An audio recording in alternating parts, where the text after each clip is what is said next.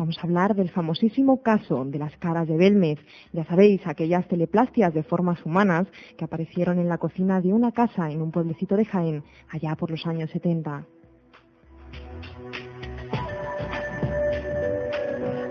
En su día el caso trascendió y llegó a ocupar las portadas de diferentes periódicos de ámbito local y ámbito nacional. La cita que hemos utilizado para abrir el programa está extraída precisamente de uno de los diarios que jugó un papel fundamental en el desarrollo de los acontecimientos. Me refiero al diario Pueblo. A lo largo de la noche tocaremos este aspecto, además de otros que resultaron básicos para este misterio que lleva manifestándose ya más de un cuarto de siglo. Y lo haremos de la mano de un investigador que ya estuvo aquí al otro lado de la temporada pasada, el señor Pedro Amorós, que es presidente de la Sociedad Española de Investigaciones Parapsicológicas. Buenas noches, José Luis Tajada, bienvenido al otro lado como cada jueves. Hola, muy buenas noches a todos. Y bienvenido con un caso. Estos últimos jueves estamos planteando casos, ¿no? Casos que llevan, bueno, pues en boca de todos desde hace muchísimos años, como el que tratamos el jueves pasado, el caso Humo. Y este jueves hemos decidido hablar de las caras de Belmez, otro de esos casos, ¿no? Que rescatamos un poquito del olvido. Sí, además es un caso que podríamos englobar prácticamente en casi la misma época de lo que comentamos la semana pasada, ¿no? El caso Humo.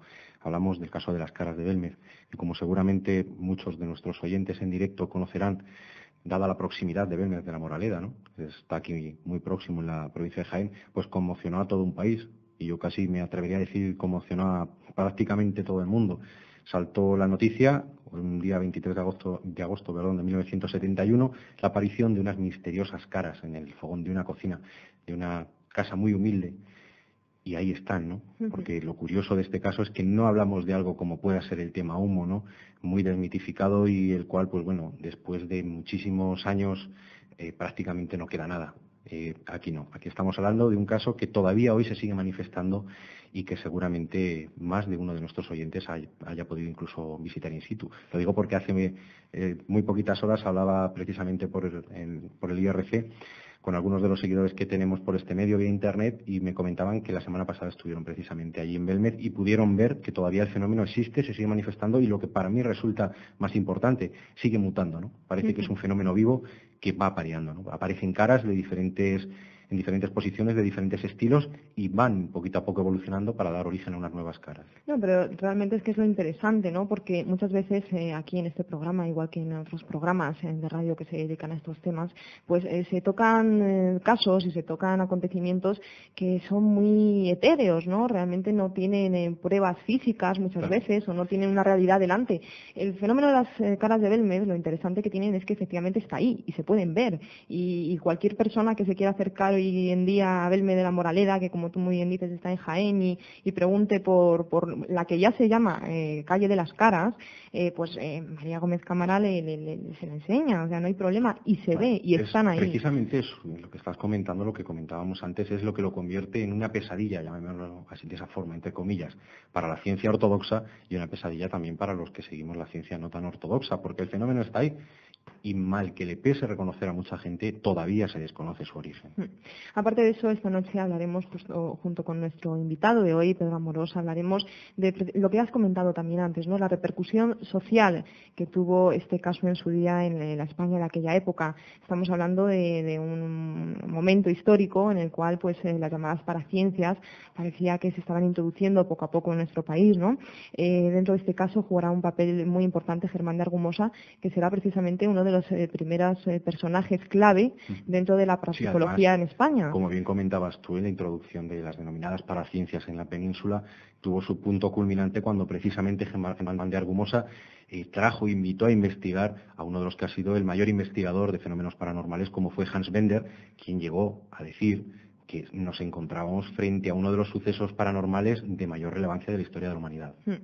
Vamos a recordar a todos aquellos que esta noche nos estáis siguiendo a través de Internet que gracias a un colaborador que tenemos allá por Málaga y que desde aquí saludamos y mandamos un abrazo desde aquí, desde el otro lado, pues gracias a él, todos los que estéis ahora mismo conectados, escuchándonos en tiempo real, podéis entrar en el IRC hispano, en el canal que se llama Al Otro Lado, y y hacer preguntas a esta persona que sale con el nick de variable para que nos lo remita y podamos desde aquí transferirlas a nuestro invitado de hoy. Si queréis preguntar cualquier cosa acerca del caso de las caras de Belmez a nuestro invitado Pedro Amorós, podéis hacerlo a través de ese canal de IRC Hispano.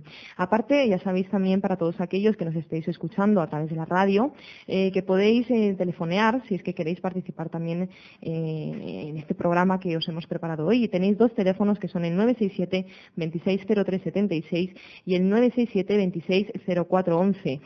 Lo digo, normalmente la verdad que no recordamos los teléfonos y es un fallo gordo que tenemos, pero quizá el tema de hoy sí es un tema que muchísimas personas, aunque no estén familiarizadas con los fenómenos paranormales, sí conocen.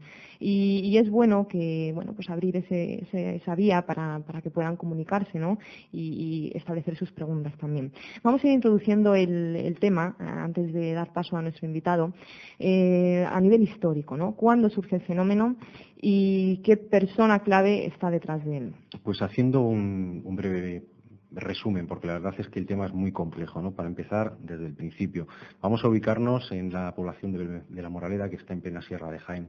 Es una población, pues como las que había a principios de los años 70 en España. No tenemos que olvidar que nos encontrábamos en un régimen dictatorial y, por suerte, por desgracia, más bien, las vías de comunicación no eran tan difundidas como ahora. La televisión era un lujo, la radio casi también, y los medios de prensa pues no estaban como ahora.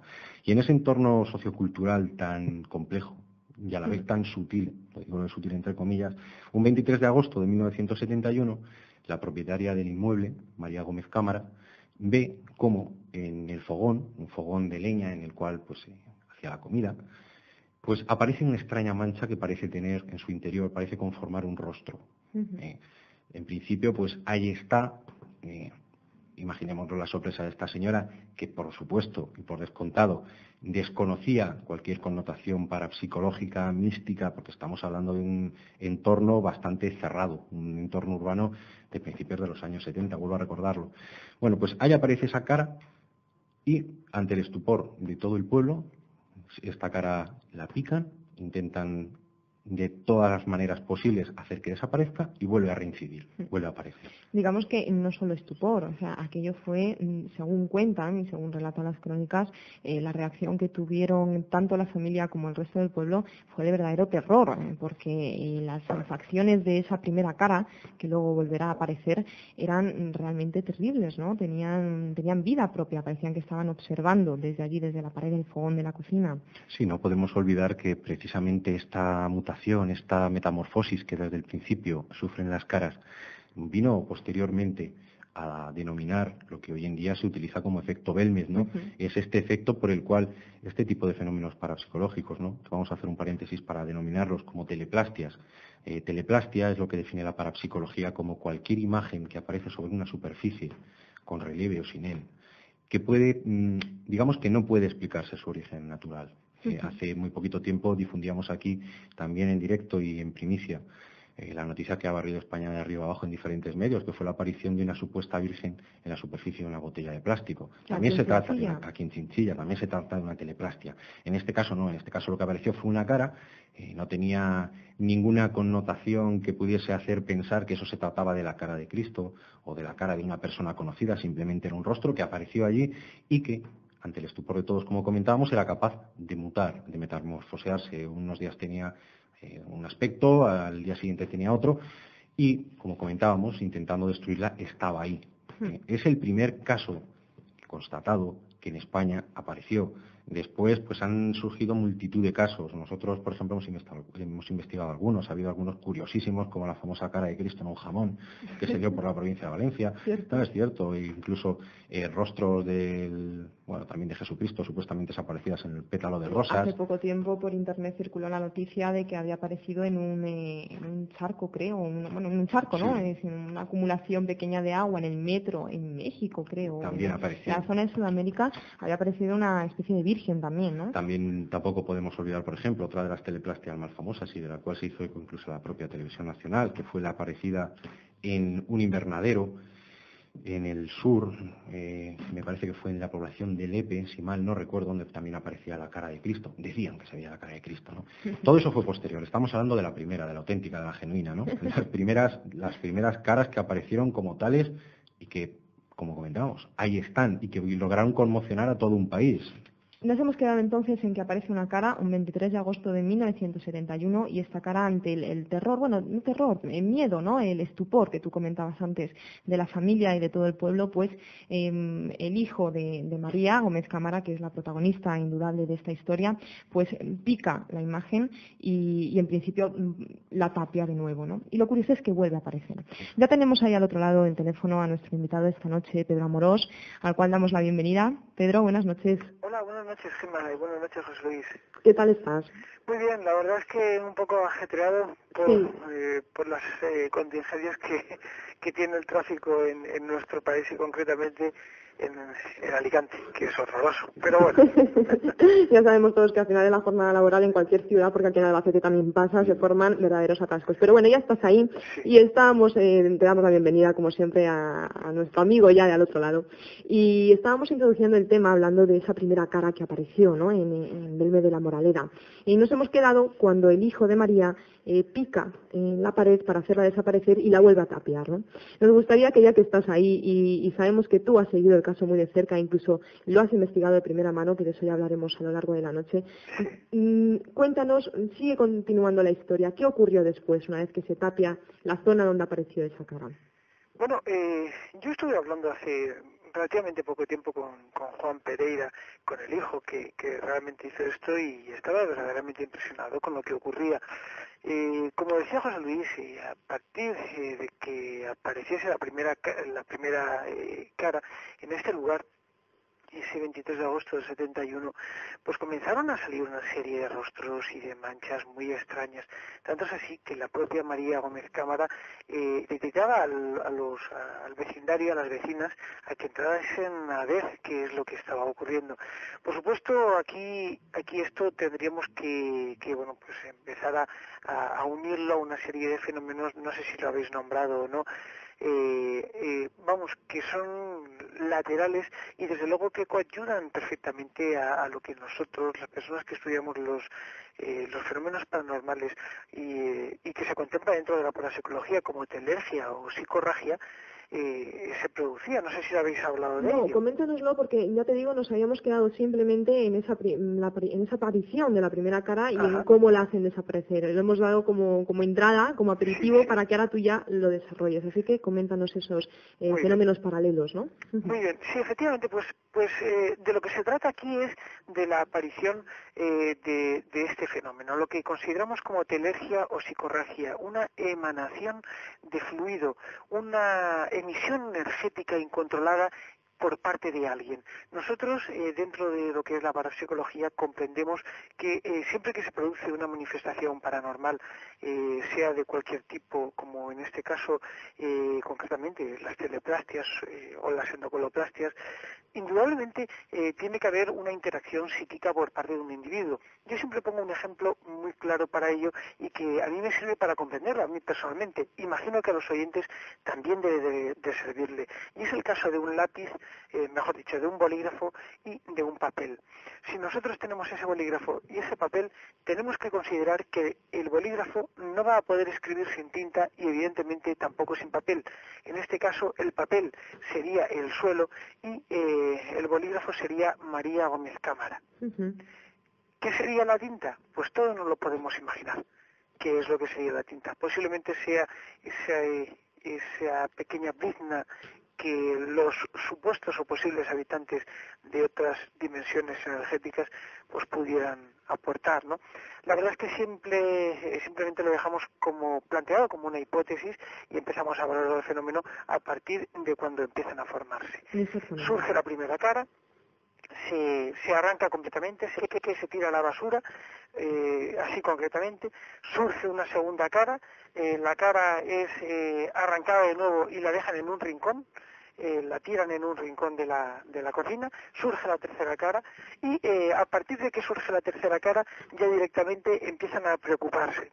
Tanto es así que bueno, pues la dejan, me parece que es, no estoy muy seguro, creo que es la que tienen conservada en la hornacina a modo de cuadro.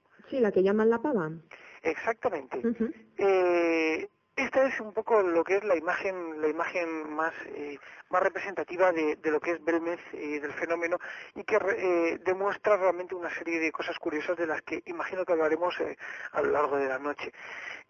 Claro, una vez que empiezan a aparecer todo este tipo de fenómenos y de caras ya consecuentes, empieza la cosa a desmadrarse. El alcalde de Belmez de la Moraleda manda a un guardia civil, a un alguacil en aquel entonces, a que inspeccione la zona. El alguacil va, ve que no hay absolutamente nada y empiezan a valorar que alguien podría pintar las caras para atemorizar el pueblo. De hecho, nada más que hay un pintor. Yo tuve la oportunidad de escuchar una entrevista que le hicieron hace ya algún tiempo, y el hombre, la madre de este pintor es la mujer en todo Belmez que más información tiene sobre las caras de Belmez. Y lamentablemente no recuerdo el nombre porque mi memoria me falla. Pero bueno, el caso es que esta mujer, que es la madre del pintor, fue directamente acusada de encubrir a su hijo, que su hijo le decían que posiblemente era el que había pintado estas caras, utilizando sales y nitratos de plata. Bueno, el caso es que empiezan a barajarse toda una serie de hipótesis, llega a oídos de Germán de Argumosa y se realiza lo que es una investigación muy curiosa que nos introduce de lleno dentro de un apasionante tema, un apasionante mundo que posiblemente nos sirva de conclusión al programa. Pero bueno, vamos a dejarlo ahí de momento. Sí. Y claro, surgen estas caras, surge el momento y Germán de Argumosa se entera. Germán congrega a un grupo de unos estudiantes y unas estudiantes, de los cuales creo que después tuvo una serie de experiencias bastante curiosas, y bueno, pues empiezan a investigar durante un tiempo. En este tiempo se realiza una cata de 1 metro de anchura por 2 metros de profundidad, más o menos 2,80 metros de profundidad, en presencia del alguacil, y es Juan Pereira, el hijo de María, el que se mete dentro y empieza a sacar la tierra. ¿Y qué encuentran? Encuentran una serie de cosas que es para mí lo más importante que hay que tener en cuenta dentro de los hallazgos, dentro de las caras de Belmez, por supuesto, que son unos huesos que pertenecen a unos enterramientos musulmanes, prácticamente que se consideran del siglo XII. Yo los he visto, los he tenido muy cerquita, pero ahí están, y posiblemente demuestren la existencia de un enterramiento musulmán en el trasfondo de la casa de María Gómez Cámara, en la casa de Rodríguez Acosta número 5, hoy en día ya calle del Real o calle de la Cuesta de las Caras, vamos. Uh-huh. ¿Pedro? Sí. Ay, creí que te habíamos perdido. Estoy tomando aire. ¿Qué hay de cierto en lo que se rumoreó y se llegó a divulgar en cuanto a que en esos restos óseos no se habían hallado cráneos entre ellos? Bueno, lo cierto es que pocos datos tengo de eso, vamos, yo sí los he visto, son unos restos normales y corrientes, pero es cierto. Una de mis pasiones es la arqueología. Me encanta la arqueología y me gusta muchísimo encontrar sobre todo pues estas cosas escondidas que nuestros antepasados pues nos legaron, ¿no? Por supuesto siempre con presencia de verdaderos expertos, porque yo no soy arqueólogo. Por eso sí que me sirve para nombrar una cosa. Normalmente cuando se encuentra un enterramiento de cualquier tipo, ya sea musulmán, ya sea ibérico o bien perteneciente a la edad del bronce o ya a la edad prehistórica o antigua, generalmente los enterramientos siempre suelen tener unas características muy comunes. Primero, si fueran moriscos, evidentemente, musulmanes, deberían estar orientados hacia un determinado lugar, hacia el este concretamente, uh-huh. Y, bueno, pues son notables, ¿no? Por supuesto, denotan una serie de posiciones y todo esto. Lo cierto es que, para mí, lo que aquí ocurrió fue trivial, y es que se hizo solamente una cata de 1 metro de anchura por la parte de arriba, y por debajo, lógicamente, se fue aconando, es decir, fue acabando en punta y se fue reduciendo el diámetro del agujero cuando era más hacia abajo. Posiblemente no encontraron más porque no perforaron lateralmente dentro de lo que es el subsuelo de la casa, ¿no? Por eso imagino que deberían de estar ahí y los restos que deban haber ahí estarán. Entonces nos planteamos la posibilidad de que si no encontraron restos craneales, posiblemente fuera porque estén por ahí todavía. Porque quizás a lo mejor eso sea el argumento que nos da pie a valorar que el fenómeno todavía esté ahí y que se esté manifestando, ¿no? Entonces, Pedro, ¿podríamos hablar que habría una relación directa entre esos restos humanos hallados y lo que sucede en esa casa en Belme de la Moraleda? Bueno, quizás esto es lo que nos va a dar un poco a entender la cosa. Yo personalmente no me puedo pronunciar en absoluto a nada, porque no lo sé, lamentablemente no lo sé. Pero sí voy a contar una pequeña anécdota que me ocurrió en un programa también de radio, muy curioso, una anécdota muy curiosa con respecto a unas psicofonías que yo obtuve allí hace algún tiempo. La primera jornada que estuve allí investigando, la primera jornada de psicofonías, dentro de esa investigación fue analizada en este programa de radio por un sufí, por un maestro en lengua musulmana. Este hombre estaba especializado en lengua antigua, en el musulmán antiguo, y estuvo, escuchando las psicofonías atentamente, y yo, le había dado unas descripciones de esas psicofonías tal y cual yo había escuchado, ¿no? Yo, por ejemplo, escuchaba una que parecía decir matar a él, y yo pensaba que decía matar a él o matar a Yei, que es lo que más a mí personalmente me parece, ¿no? Bien, él no escuchaba matar a Yei o matar a él escuchaba matar a Haim, que parece ser que en lengua musulmana antigua vendría a significar el segundo estamento donde se encuentran los muertos, ¿no?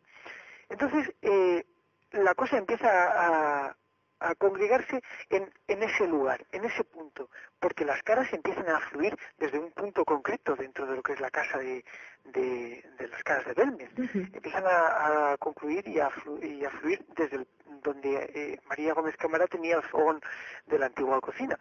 Y ahí empiezan a extenderse, ¿no? Pese a que en otros puntos de la casa también muy esporádicamente han aparecido rostros en formación e incluso una mujer desnuda que hay en la entrada de la casa, ¿no? Pero vengo a decir esto porque la conclusión de este maestro en lengua sufí fue que evidentemente había muchísimos. Yo grabé 72 inclusiones psicofónicas, de las cuales 22 eran audibles perfectamente, y de estas 22 él detectaba una serie de vocablos, en la mayor parte, en lengua musulmana. Pedro, teníamos preparadas precisamente algunas de esas psicofonías que tú obtuviste cuando estuviste investigando allí, ¿no? Si te parece, vamos a hacer que los oyentes escuchen esa de la que estás hablando precisamente, esa que parecía decir matar a Yei, según tu primer criterio, pero que luego en realidad, según este maestro sufí, ¿qué es lo que decía? Matar a Haim. Vamos a intentar escucharlo, Marín, cuando quieras.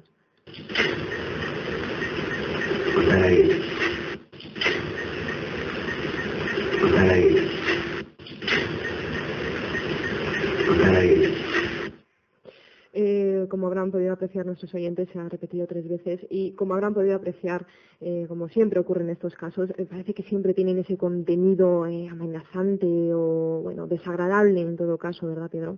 Sí, lo cierto es que la psicofonía siempre nos ha tocado un poquito la piedra de los investigadores, siempre lo oculto y lo misterioso y tenebroso, cuando realmente, no debería de ser así. Sin embargo, pues siempre guarda un poco ese misterio y quizás lo que llevan intrínsecas las voces psicofónicas, que es una cancioncilla, una tonadilla verdaderamente curiosa. No obstante, personalmente esta es una psicofonía muy clara que indudablemente tiene un timbre, un tono y posiblemente fuera reconocible si supiéramos con qué compararla, ¿no? Es decir, una huella digital se puede reconocer cuando existe otra para poderla comparar. Si no la tienen fichada, pues entonces no se puede. Pues lo mismo ocurriría aquí, ¿no? Esto evidentemente nos presenta que las voces, bueno, pues están ahí, se manifiestan de una forma curiosa, y a pesar de que no sabemos de dónde vienen y de dónde salen, pues evidentemente nos demuestran algo. Este maestro sufí nos decía una serie de cosas muy curiosas. Lamentablemente, vuelvo a decir que la memoria me falla, no recuerdo todo lo que este hombre decía, porque vamos, era muchísimo, pero hay otra psicofonía que bueno, me parece que no la tenéis porque esa no ha salido de mi estudio. Esa hacía alusión a un momento de la investigación en la que bueno, se estaba controlando la presión atmosférica y todo eso, ¿no? Y entonces, en un momento que se dice 922 milibares, hay una voz de hombre que dice Mahoney, y a continuación una voz de mujer le responde Mahoney. Total, que bueno, después hay otra psicofonía de una verdaderamente increíble que, vamos, a mí me ponía los pelos de punta, es una voz de niña gutural que dice mamá, o es sobrecogedora. No sé si la tenéis. No la tenemos esa. No la tenéis, no. Porque, bueno, el caso es que es verdaderamente increíble, a mí me sobrecoge. Y bueno, el caso es que este hombre identificaba en esta psicofonía, la de Mahoney, una expresión también en musulmán que decía algo que me has molestado, ¿no? Era algo similar. Bueno, el caso es que todo esto a mí me llevó a empezar a valorar una hipótesis. Una hipótesis que, aunque parezca descabellada, empezaba a tomar cuerpo conforme íbamos analizando y sacando datos realmente, bueno, curiosos, porque hay que decir que en la investigación que realizó el profesor Germán de Argumosa, obtuvo unas sensacionales psicofonías, unos registros maravillosos, pero que realmente nos ponían de manifiesto algo que posiblemente había acontecido hacía algún tiempo, ¿no? Creo en concreto que era un asesinato que se produjo, porque decían que eso fue una antigua casa de citas y demás, ¿no? Sí. Y bueno, lo cierto es que yo se lo pregunté a María y ella me dijo que no, que eso nunca había sido una casa de citas, ni mucho menos. No obstante, el profesor Germán de Argumosa dice que sí lo fue, y evidentemente no es que dude de María, lo que pasa es que imagino que reconocer que tu casa ha sido pues una casa de citas, a lo mejor esta mujer, que es muy orgullosa, evidentemente le debería de molestar un poquillo, ¿no?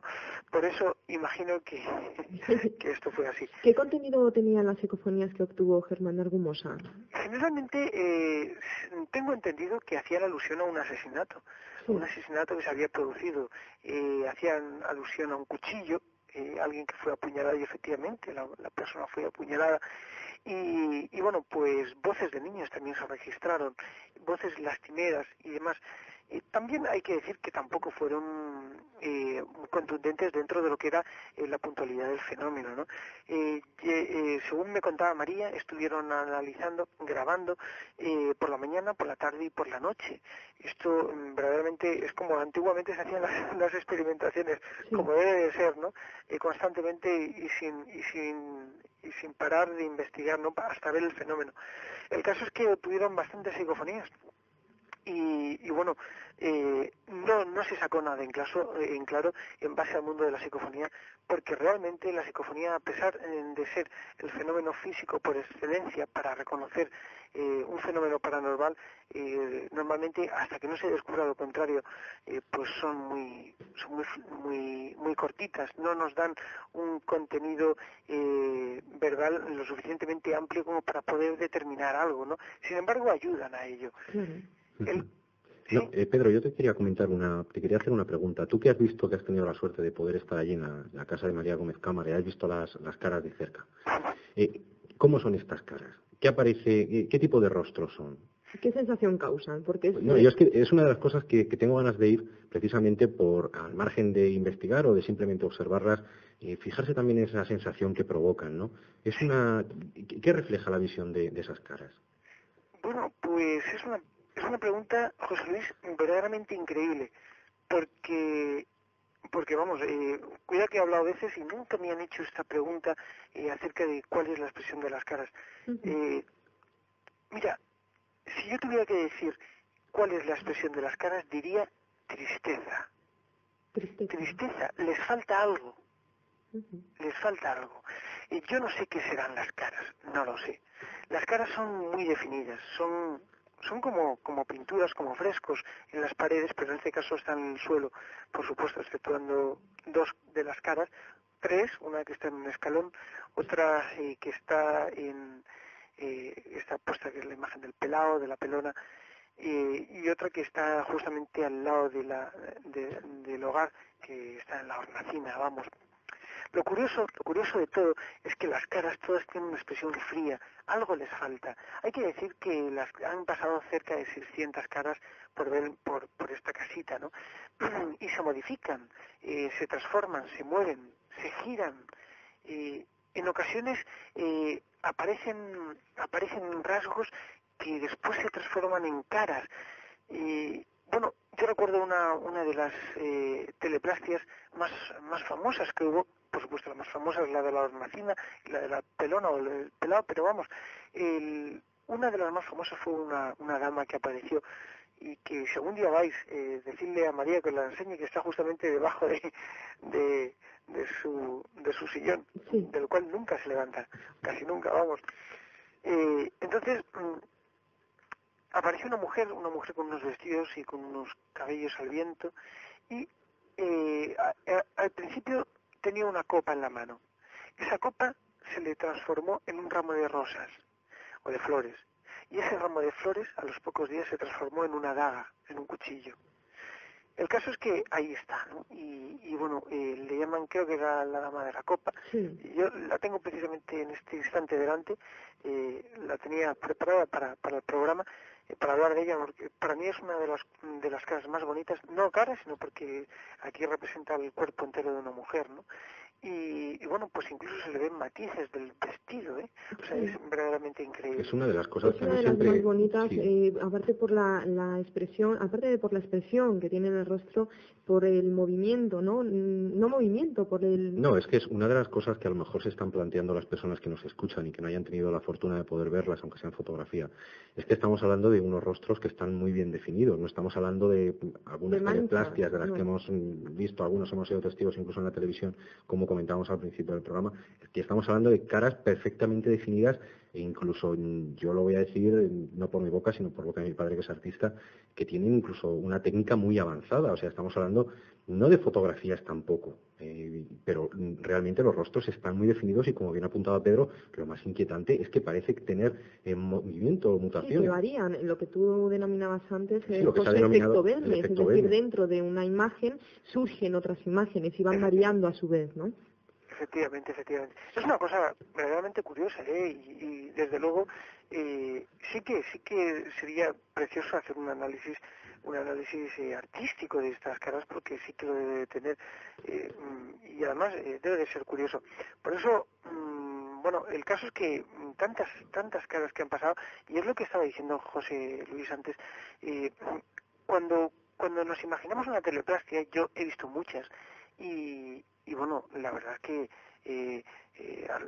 yo recuerdo, no sé si recordáis una famosa teleplastia que apareció en una estación de metro en México. Sí, lo estábamos comentando al principio del programa, antes de entrar tú, sí. Bueno, pues yo me fui para México, estuve investigando por allí, y él me iba a ilusionar con mi cámara a hacerle la foto a la teleplastia. Caramba, yo no vi absolutamente nada.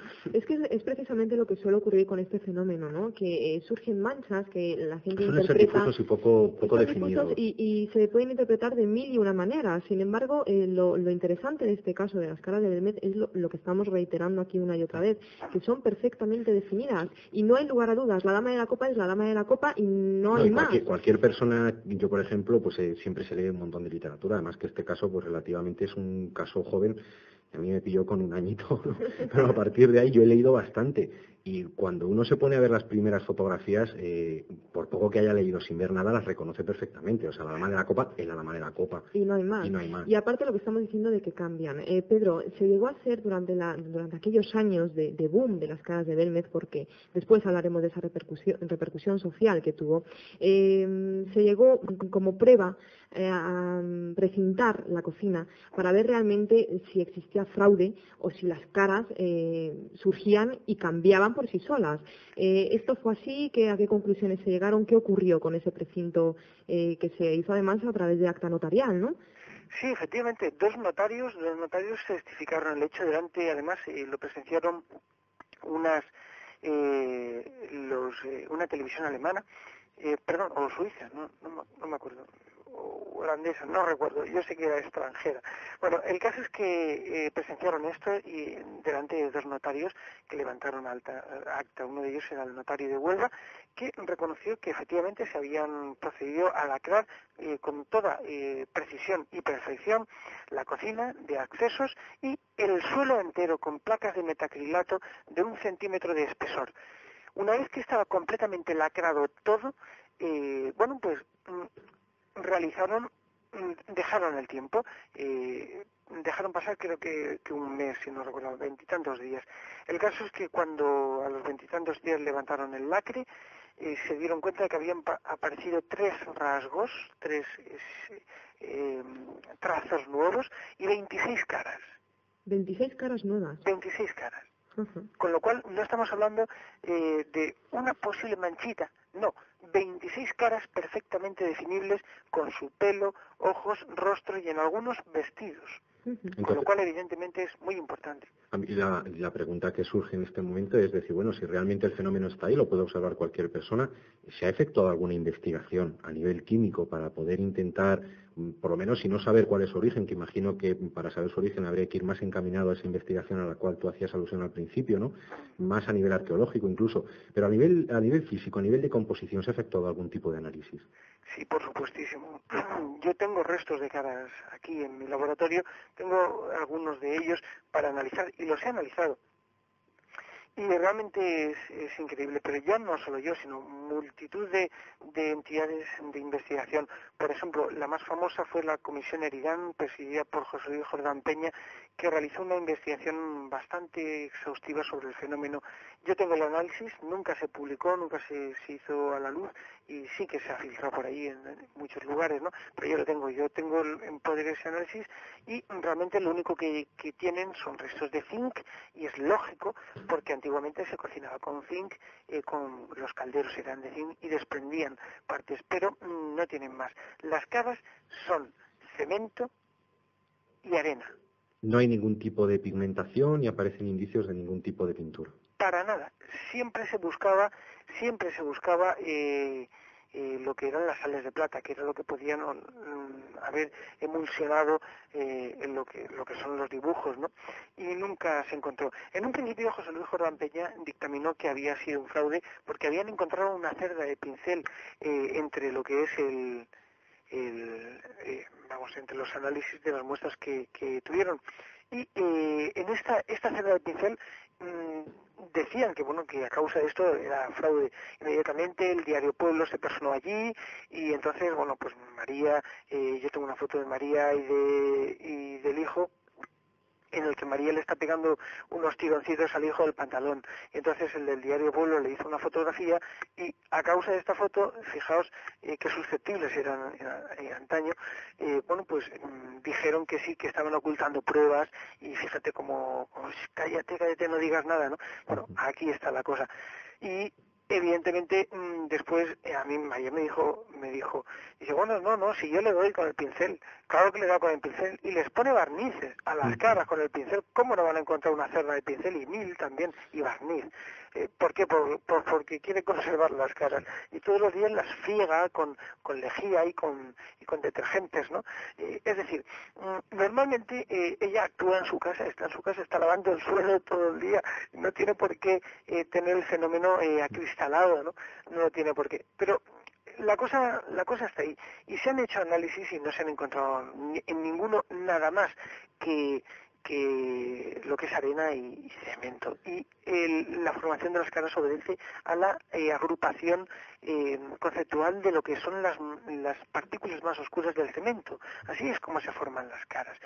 Y una cosa muy interesante, y la voy a decir, no sé si la conocéis, pero vamos, a mí me llegó casi como con primicia, yo os la voy a contar. El caso es que todos conocéis una teleplastia que se llama la del pelado, ¿no? Sí. Que es justamente una teleplastia de un señor, parece que es calvo, que está, de ahí viene lo del pelado, que está apoyada en lo que es la chimenea del hogar de la casa. Bueno, esta teleplastia se la llevaron a la Universidad de Valencia a estudiarla. Y estuvo en la Politécnica siendo analizada mediante toda una serie de técnicas. El tiempo que estuvo allí, evidentemente faltó de la casa. Sí. Y en ese tiempo, la imagen del pelado comenzó a formarse en el suelo. Es decir, algo parecido como a decir que esa cara tenía necesariamente que estar allí. Ajá.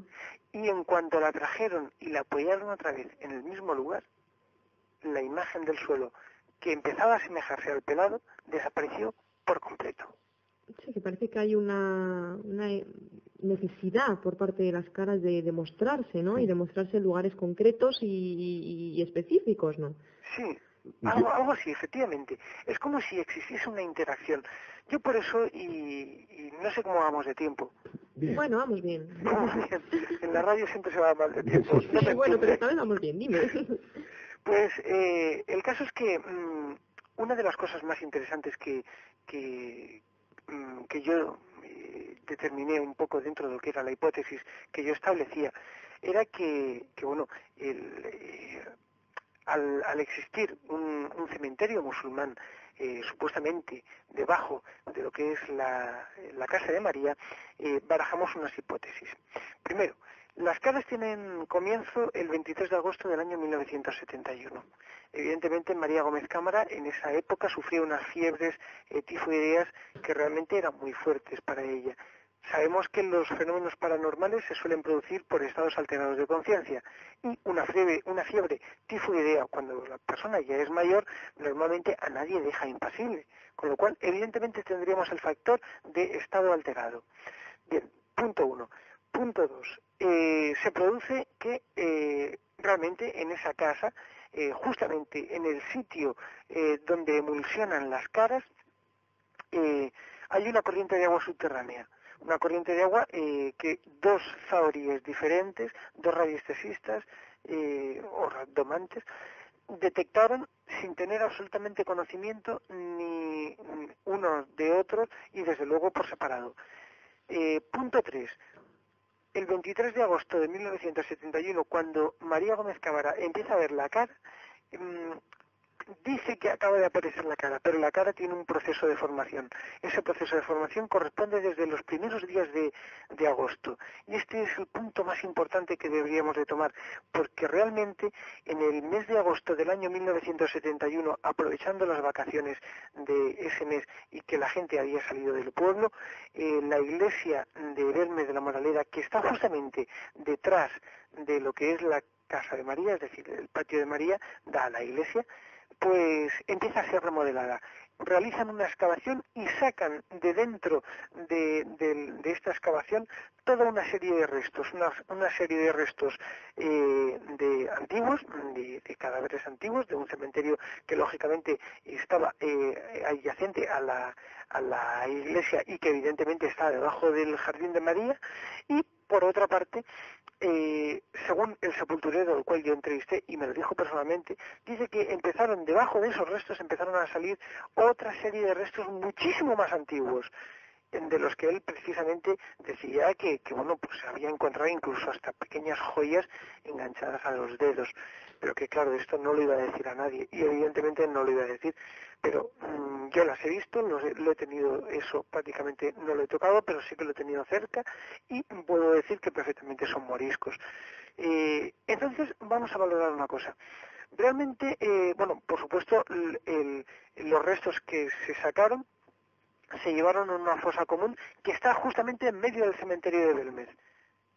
Entonces, si realmente estamos valorando que sacan unos restos cristianos y los meten en un cementerio, y sacan unos restos de musulmanes y los meten en un cementerio cristiano, ¿no sería algo fuerte y algo suficientemente importante para, si existe algo después de la muerte, que se manifestase en pro de tener que estar donde ellos tenían que estar, no donde un cristiano quiere que esté? Claro, y a raíz de ahí quizá ese estado alterado de conciencia que María tenía en aquel momento sirvió de canal, ¿no? Para que aquello fuese lo que fuese, se manifestase reivindicando su lugar, ¿no? Puede ser, Pedro. Efectivamente, esta es la hipótesis que yo planteo y que evidentemente, bueno, pues podría enfocar un poquito lo que es el fenómeno desde su valoración o teoría o hipótesis más trascendental, más supuestamente, y dentro de este mundo de hipótesis maravillosas, ¿no? Sí. Hombre, es que realmente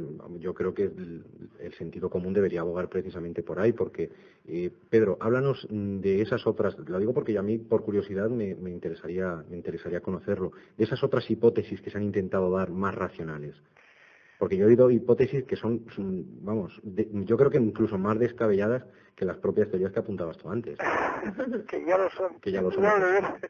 Pero bueno, pues hay muchísimas hipótesis. Entre ellas, fijaos, hay hasta que decían que se habían enterrado fotografías boca arriba, ¿no? Y eso fue una de las de los motivos por los que el alcalde de Belmez hizo que el alguacil supervisara la excavación para ver si habían fotografías boca arriba, ¿no? Que habían emulsionado para poder formar las caras. Otras fueron que bueno, pues evidentemente son las manifestaciones de los muertos que hay enterrados debajo. Y claro, otras evidentemente que están pintadas con pinturas, cosa que nunca se ha podido demostrar ni por nadie, y bueno, Esto es a lo que vamos, que hipótesis tras hipótesis, ninguna ha sabido demostrar realmente lo que es eso, ¿no? Que precisamente lo que hace que sea tan bonito y tan llamativo el fenómeno a día de hoy, porque a día de hoy, Pedro, el fenómeno sigue ahí. El fenómeno sigue ahí y además, José Luis, es el fenómeno parapsicológico más importante de nuestro siglo. De este que bueno, de alguna forma, fijaos, ni siquiera el caso de El Ente, del famoso, la película El Ente, el libro, donde recoge toda una serie de vivencias que supuestamente está viviendo una familia, podría ser tan importante como esto. Es uno de los fenómenos más curiosos por lo que desafía a la ciencia, ¿no? Además es un fenómeno vivo. Hace al principio del programa recibimos vía internet el testimonio de una compañera Neteru, que está en el canal al otro lado, que nos preguntaba si conocías que este verano pasado habían aparecido nuevas caras y que misteriosamente habían durado muy poquito. Sí, yo estuve hace muy poquito tiempo ahí, regresé hace muy poquito tiempo para tomar unas fotos. Sí que hay que decir que María, para mí, lo ha hecho un poco tarde, pero lo ha hecho, se ha negado en rotundo a que se tomen fotos y a que nadie coja absolutamente ninguna imagen por la cantidad de fotografías que allí se han expuesto y que, vamos, María no ha repercutido nunca en nada, ¿no? Sí. Por eso, quizás a lo mejor lo ha hecho tarde, pero lo ha hecho. Por eso, si vais con alguien, si algún oyente, o vosotros, o quien fuere, va con la intención de sacar algunas fotos, tendrá que pelearse un poquito con María, pero al final le dejará. Sí, además hay una cosa que a mí me parece, bueno, anecdótica, ¿no? María se opone rotundamente a que se hagan fotografías, grabaciones de vídeo, grabaciones de audio, sin embargo, todo el bienvenido al que va a su casa con respeto, como ella dice, a visitar las caras. Por supuesto, además es increíble, vamos, yo estuve 3 días allí con ella y bueno, la verdad es que es increíble cómo recibe esta mujer a las personas. Está esperando, está muy sola y ella está allí solita y necesita, bueno, lo que yo le pregunté, digo, María, ¿qué le produce a usted estas caras? Y ella dije, me hacen compañía. Y efectivamente, le hacen compañía. ¿Qué futuro crees tú que le espera a las caras de Belmez, Pedro? De aquí a unos años, de aquí a que, bueno, pues María ya es una mujer mayor, en fin, entiéndeme. Bueno, valorando que el fenómeno está vivo, evidentemente no creo que dejen que las caras de Belmez desaparezcan. El día que falte María, posiblemente, y ya está muy mayorcita y bastante enferma. El día que falte María, posiblemente el fenómeno empezará a manifestarse o a manifestar una serie de cambios importantes. Yo no sé a qué nivel, posiblemente desaparezcan, posiblemente se queden fijos o perennes. No lo sé, no lo sé. Sé que algunos se van a quedar fijos, pero sin embargo hay que tener en cuenta una cosa, hasta la propia imagen que María extrajo, creo que era la tercera o la cuarta, la tercera creo que es, extrajo y la puso en la hornacina, hasta esa imagen se va desplazando hacia el centro del fogón. Todas van hacia el fogón, hacia el lugar donde emergen. Y Pedro, ¿solamente aparecen en una zona determinada de la casa o se pueden encontrar en más sitios? Porque yo incluso había oído comentar que en casas anexas a las de María también se había dado el fenómeno. ¿Hay constancia de esto? No hay absolutamente constancia. Rumores, yo también he oído algunos rumores, pero no lo sé. Yo he estado en las casas laterales y no, aquí nunca ha habido.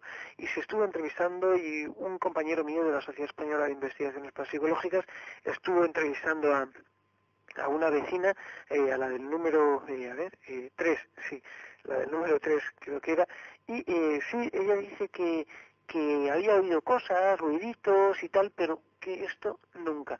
Posiblemente, ¿por qué en esta casa y no en otras? Pues quizás a lo mejor esa supuesta corriente de agua subterránea que cae justamente debajo del fogón sea la culpable.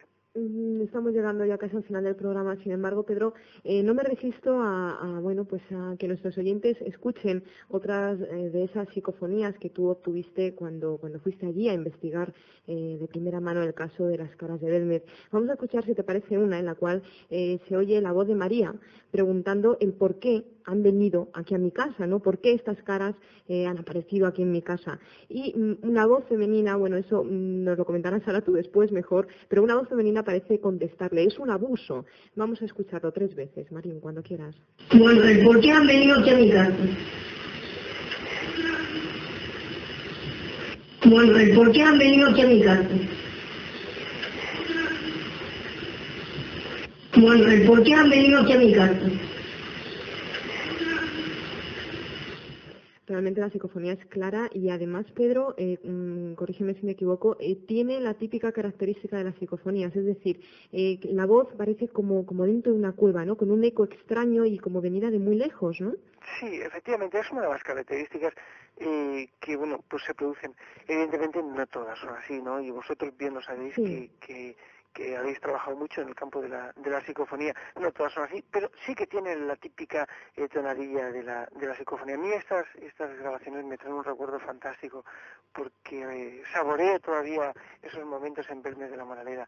Esta psicofonía en cuestión para mí es muy importante porque yo no sé lo que le quedará a María en este mundo donde nosotros estamos, pero evidentemente ella dice que es su psicofonía porque le responde a ella, ¿no? Y efectivamente no es mi psicofonía, es su psicofonía, porque aquí en este caso fue María la protagonista. Y he de decir una cosa, ella sabe muy bien grabar psicofonías, ¿eh? ¿Sí? Sí, muy bien, muy ¿Y bien. lo experimenta ella sola o...? Yo recuerdo, y valga como anécdota, ya que estamos casi rozando la medianoche, yo recuerdo que, bueno, pues... ella sola no experimenta, evidentemente, pero yo ponía el magnetofón, yo llevaba 3 equipos y estamos los compañeros monitorizando fuera, cerramos las puertas, tal, y en eso llaman al timbre. Y yo estábamos grabando psicofonías, un silencio sepulcral. Y al llamar, bueno, no llaman al timbre, llaman a la puerta, tac, tac, tac. Y María dice, para eso que hay alguien. Total, pero así con esa expresión, para. Y nos quedamos todos helados, ¿no? Porque yo lo hubiera dejado grabando, ¿no? Porque sabemos perfectamente que a veces las voces interactúan con las conversaciones de las personas, pero ella sabía perfectamente que no deberíamos de haber grabado justo cuando había alguien, ¿no? No sé, fue increíble. Ella sabe muy bien grabar, sabe muy bien escuchar las psicofonías. Pues yo creo que, José, lo dejamos aquí. ¿Hay alguna pregunta más que nos llega de Internet? Yo hay 2 preguntas que nos llegan desde Internet, de la avalancha de preguntas que están llegando, porque la verdad es que el tema tiene para rato. Yo creo que Sara es la persona que me iba a hablar de Belmez, ¿no? Y hay 2 preguntas que a mí, la verdad, me llaman bastante la atención. Y me preguntan si se ha efectuado alguna vez experiencias de TCI conjuntas, psicoimagen, psicofonía, ¿Se ha hecho alguna vez algún tipo de experiencia allí similar? No, psicoimagen que yo tenga conocimiento no se ha hecho. Bastantes psicoimágenes hay en el suelo. Como para encima estar buscando más, ¿no? Sí. Hay otra pregunta que nos dice si existen más evidencias de que se trate de realidad o que se trate de fraude. Haciendo balance, ¿no? Haciendo balance. Pues Oyente escéptico. yo, vamos a ver, cuando un fenómeno no se puede ni afirmar ni negar, es porque está entre dos aguas, ¿no? Pero yo me inclinaría porque es más cierto, que es más fraude. Es decir, para mí el fenómeno es certero, ¿no? Pese a todo lo que se ha dicho. Bueno. Ahí queda uno de los fenómenos que, como bien apuntaba Fassbender, puede ser, para mí desde luego lo es de sobra, el fenómeno paranormal del siglo. Ahí está, para los que estén interesados en verlo, porque yo creo que es de los poquitos fenómenos que uno puede ir tranquilamente y verlo cara a cara. Esto no es cuestión de suerte como en muchas otras ocasiones y se trata de una leyenda, está ahí. Intentaremos, de aquí en unos meses cuando tengamos tiempo, porque la verdad que el hacer el programa lleva bastante tiempo y tú lo sabes, Pedro, que también haces programas de radio. Intentaremos cuando tengamos un rato a ver si te vienes con nosotros y realizamos una escapada a Belmez para no solo ver las caras, sino intentar también pues tener el testimonio de María y poder transmitirlo aquí desde el otro lado. ¿Te parece, Pedro? Me parece, vamos, que me apunto ya. Pues queda pendiente, como tantas otras cosas, pues tenemos una lista de cosas por hacer impresionante, pero bueno, queda ahí y lo haremos, seguro que sí. Muchísimas gracias, Pedro, por haber estado aquí acompañándonos esta noche. Ya sabes que siempre es un placer tenerte con nosotros. No, el placer verdaderamente ha sido mío de estar en vuestro programa y con vuestros oyentes. Bueno, pues te esperamos muy pronto, porque además vas a sacar un libro dentro de muy poquito sobre el tema de psicofonías, ¿no es así? Pues sí, la verdad es que ya está en candelero, como aquel que dice, ya está prácticamente en la máquina que da vueltas, como yo le digo, y sacando. Bueno, pues ya sabes que en cuanto lo tengas en la calle, la primera entrevista con los medios la queremos aquí, ¿eh? Por supuesto. Te esperamos entonces para cuando esté ese libro y mientras tanto, bueno, pues que entres con muy bien pie en el nuevo año y en el nuevo siglo, ¿no? Exactamente. Que pases muy buenas fiestas y también muy buena noche, Pedro. Muchísimas gracias y es extensivo tanto para ti como para José Luis, que os aprecio mucho. Muchas gracias, Pedro. Un abrazo. Hasta luego.